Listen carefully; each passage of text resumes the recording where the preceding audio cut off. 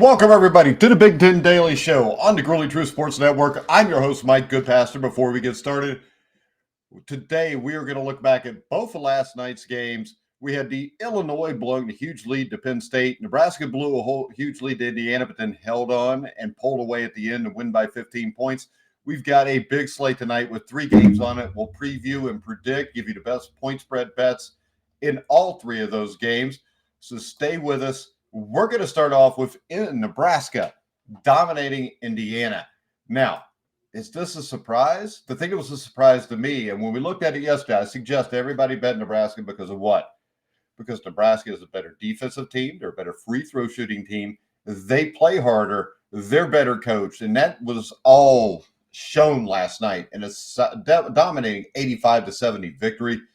And the thing that really stood out to me, Tominaga will get all of the press. He went off again. He busted like 18 points in the first half. But the big thing here is everybody's forgetting Juwan Gary, who undoubtedly has been earning these stripes this season, and he proved that again on Wednesday night. Gary chipped in 15 points and 6 rebounds in addition to an assist. This was his second game in 4 days with double figures in points. He also added in a rebound, and he was another key piece for Nebraska, and he's going to be a key piece going forward, whether the Cornhuskers can make the NCAA tournament or not.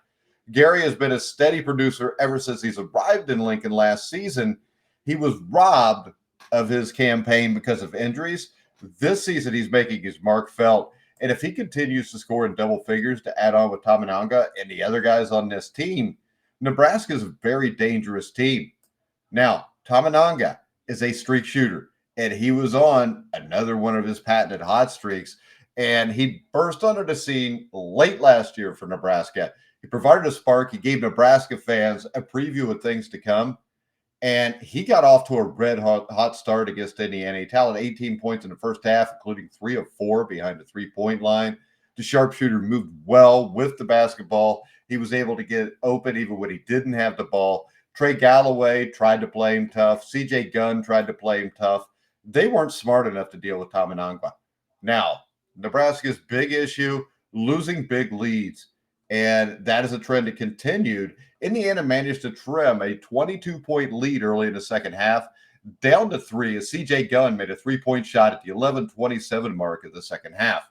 This had the feel of Nebraska's loss to Minnesota back in December, where they had a big lead and just could not finish. History looked to be repeating itself.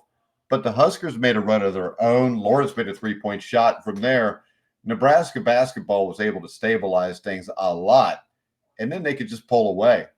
On the Indiana end, if you're at home and you give up 51 points in the first half, you only score 31 points in the first half. That's not going to get it done against anybody. And when you look at the stats from this game, it is mind-blowingly bad for the Indiana Hoosiers.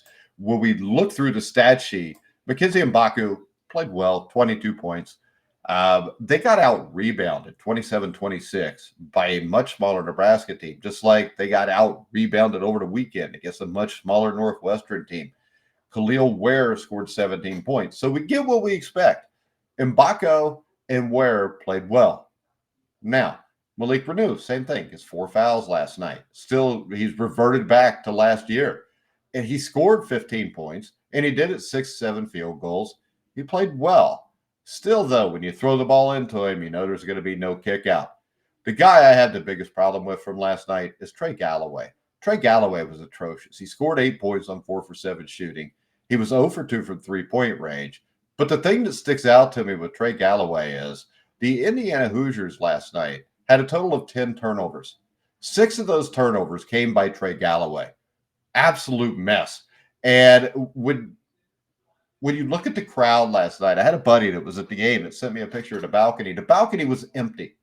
All right? The Indiana Hoosiers' big issue right now is there is no culture at Indiana. Nobody plays hard. Maybe 1 or 2 guys play hard.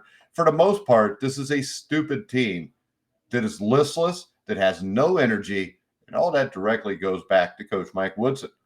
There's no other place it can go other than the top, the man in charge of the mess that we've seen in Indiana. This is a once great basketball program that has gone downhill quickly. And if Mike Woodson right now gets a pass because of a few reasons, and he got the job because of a few reasons. And the reason he got the job was Quint Buckner being the head of the search. Him and Quint Buckner were friends. The other issue at Indiana nobody talks about is the administration. The administration is an absolute mess. And I think that a lot of people don't know the inner workings at Indiana, and why this program has went from a blue blood program to a program now that is at best a mediocre Big Ten basketball team. Imagine what the record of this team would be if you dropped them in the Big 12 or the SEC right now.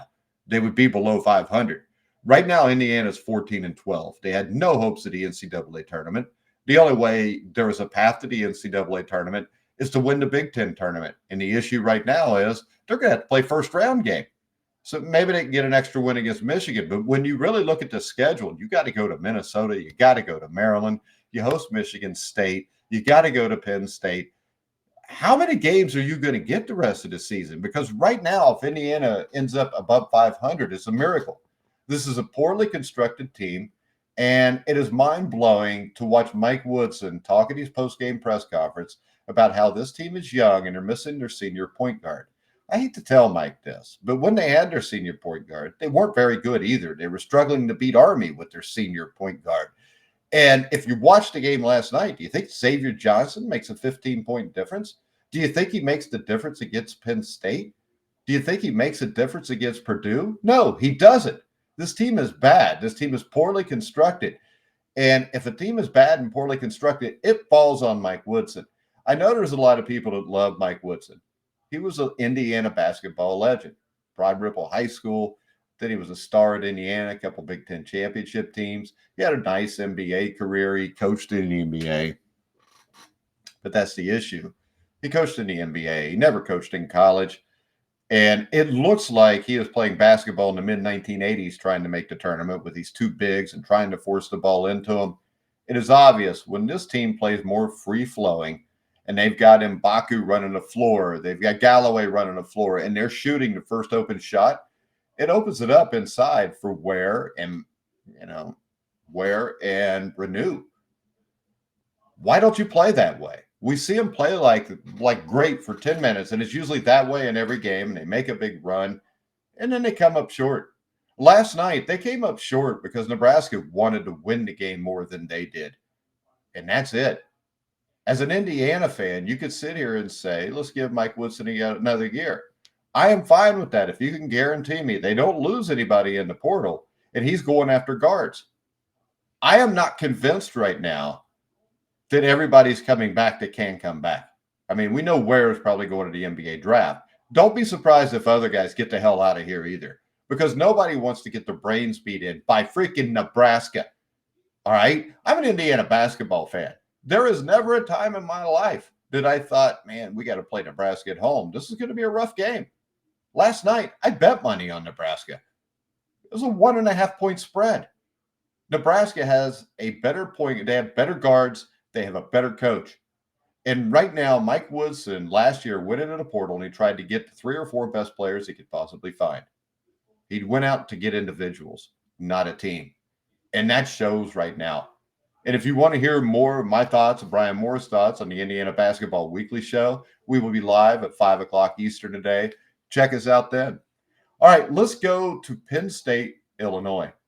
And Mike Rhodes, I think, has done a great job at Penn State. This is a team that has gotten better as the year has went on. And the big thing about Penn State is they had an issue in Clary. He was their best player. They got rid of him. And that team, since Clary has not played, has played much better. I think his last game was right before the Indiana game against Penn State, or maybe the game before that. Penn State's clicked on all cylinders without him. And Penn State used an 8-0 run in the final 35 seconds last night to beat Illinois 90-89 at Rec Hall. And Rec Hall was rocking. Everybody was wearing white. It was unlike the Indiana game. They weren't booing their team even when they fell behind. And PSU held Illinois without a field goal for the final 2 minutes and 30 seconds. It was Mike Rhodes' biggest win so far as the Penn State coach. Nick Kern paced Penn State with 22 points. 18 of which came in the second half. Penn State also got 13 apiece from Wahab and Hicks. Both played great games.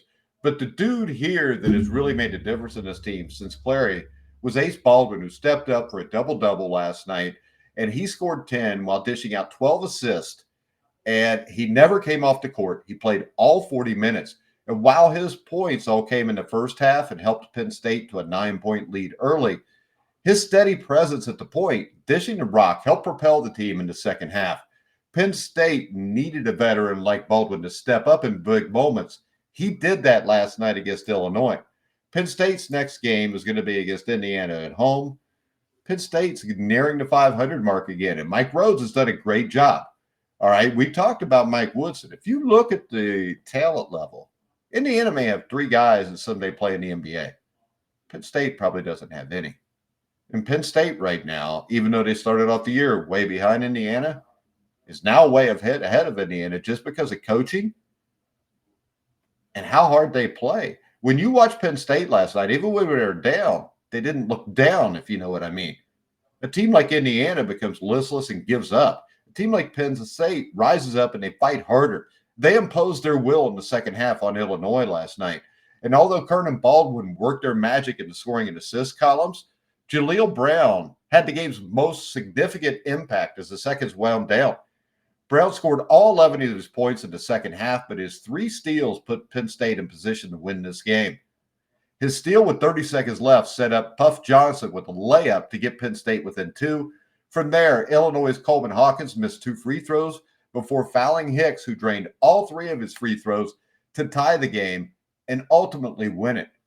Now, Penn State is not going to make the NCAA tournament. Hell, they're probably not going to make the NIT. But what I will tell you is this. Penn State, with this new coach, Mike Rhodes, is going to be something to deal with in the Big Ten over the next few years. The man can flat out coach. And as he showed with Clary, he's not against getting rid of his best player if he thinks that guy's a cancer. Another thing Mike Woodson could have learned from was Xavier Johnson. All right, tonight, guys, we've got 3 big games. We're going to start it off with the Purdue Boilermakers. They're 15.5-point favorites against the Rutgers Scarlet Knights. This is a game that I think Purdue will win. But the 15.5 points, the line I think is inflated because Purdue and the fact that they're coming off a rare bad loss at Ohio State never should have happened. But the first game between these 2 teams in New Jersey was a tight, hard-fought affair. Purdue pulled away a little bit at the end to win 68-60. And you got a guy like Amaria. I can't say no damn names like that. But he did a good job on Edey, who did get his numbers. But the rest of the team, other than Braden Smith's 19, was far from productive. I think you've got Jeremiah Williams running the show now at Rutgers, and Rutgers has been a different team. If they'd have had him the entire season, they might be in potentially an NCAA tournament team. Now, I know people are going to say, well, if they get this win tonight, they could possibly make a run at the NCAA tournament. But at 14-11, I don't think they're winning this game tonight. I think the 15.5 points is way too big of a spread. So if I'm going to bet the spread, I'm going to take Rutgers in the points. But I really think that the best bet here tonight is to bet the over-under, which I think sits right around 140 right now, because I think you're going to have a highly motivated Purdue team that shows up tonight, and they are going to put points up. And I think you look at guys like Lance Jones, Jack Edey's going to get his. You got Lawyer, who can put up some points, but Braden Smith's going to be huge in this game. And I think that Purdue will score high 70s, low 80s here. And I think Rutgers will get high 60s, low 70s. I think you end up with a final of something like 82-70, 82-72, somewhere in that area. So I would highly suggest that you take these points and Rutgers if you're going to bet it tonight. But I still think the best bet in this game is to bet the over. All right, game number 2. We've got Northwestern favored by 12.5 against Michigan. Y'all know my love for Juwan Howard. The man is like skinny Mike Woodson. Neither one of them can coach. They both came from the NBA. They both, had players when they got there that made them look like they might be all right. But once those players left and they had to recruit guys or had to go get guys in the transfer portal, everything's fallen apart for both of them. Now, the big thing here is 12 and a half points is a lot of points. But Northwestern has been dominant at home this season. They're 15-1 with an average scoring win margin of 11.3 points. They have won 8 straight games at home and are 14-2 as the favorite this season. Overall, Northwestern is 18-8 this season, including a 9-6 record of Big Ten play. Their average scoring margin at home, like I said, 11 points. That's kind of sits in line with the 12 and a half point spread here. All right. And when I look at this on a whole, the over-under, Northwestern's went over 17 out of 26 times this year. Now, Michigan, when you look at it, they're not very good at home or away. But the Wolverines have a straight-up record of 2-8 and 3-7 against the spread on the road in the Big Ten. I think this game it's a no-brainer, guys. You're going to go here. You're going to see that Juwan Howard coaches Michigan. So you're automatically going to go ahead and pick Northwestern. Northwestern's got Boo Buie. I think he's the best guard in the Big Ten. He's one of the best guards in the country. And he had a poor shooting night, make no mistake about it, against the Indiana Hoosiers. I think he was 3 for 14, 4 for 13, somewhere around there. So I think what we'll see tonight is Boo Buie will come up, have a huge game, and Northwestern will win this game going away, I will say somewhere in the area of 78-62, 78-64, somewhere there. So I think there's no doubt in this game, the best bet is to bet the Northwestern Wildcats, give the 12 and a half points. All right, finally, we've got the Minnesota Golden Gophers against Ohio State. This game, if this was the NFL, you would say this is your typical letdown spot. All right, you've got a team that's not supposed to be very good. It was like a 7.5, 8.5 point underdog hosting Purdue. And what happened in that game was Purdue showed up not ready to play. Ohio State, after a rough week where they fired Chris Holtmann, they lost to Wisconsin, came out and played with nothing to lose. And they didn't lose. They won that game, and they controlled that game most of the way, even though it did get close at the end. Minnesota's a team that's 14-3 at home this season. All right. This is a huge game. Right now, I think they sit at 16-9. If they can stack a few more wins here, they can get in a conversation for making it to the NCAA tournament. Now, you also have to consider Ohio State's significant home versus road discrepancy and Minnesota's dominance at home. All right. This is a point spread. It was as high as 4 yesterday. When I woke up this morning at 5 a.m., it was 3.5. 2 hours later, it was 2.5. And I can tell you, I'd bet that hard when it got to 2.5. I don't think Ohio State comes out and plays anywhere near like they did against Purdue. This is a team that before that Purdue game got kind of bum rushed in every game they played. So Minnesota has been efficient shooting the ball at home. And I think the only chance Ohio State here is to get to the charity stripe a lot. Minnesota's going to be able to control this game. And I would expect Minnesota's going to have an opposing home crowd advantage in this battle also. Take Minnesota, give the 2.5 points. Ben Johnson's done an outstanding job at Minnesota, kind of echoing what I said about the coach of Penn State, Mike Rhodes. The difference is this: Minnesota's record is much better because Minnesota's non-conference schedule was really weak. It put them in position to have a good record, but it also puts them in a position right now where they're really battling uphill to get into the Big Ten tournament. But there is time left that they could keep stacking wins. Tonight, they stack another win. All right, guys. Big Ten Daily. We're here every day. Make sure you follow us on X at Grueling Truth. Also, make sure you hit the like button if you're watching on YouTube. And if you're watching on YouTube, make sure you click on the link in the description down below for BetMGM. It's our top recommended sports book for betting on Big Ten basketball, college basketball, NBA, Major League Baseball, you name it. BetMGM is the place to do it, guys. So I'm going to go ahead. I'm going to get out of here. I'm Mike Goodpaster. You've been watching and listening to The Grueling Truth where the legends speak.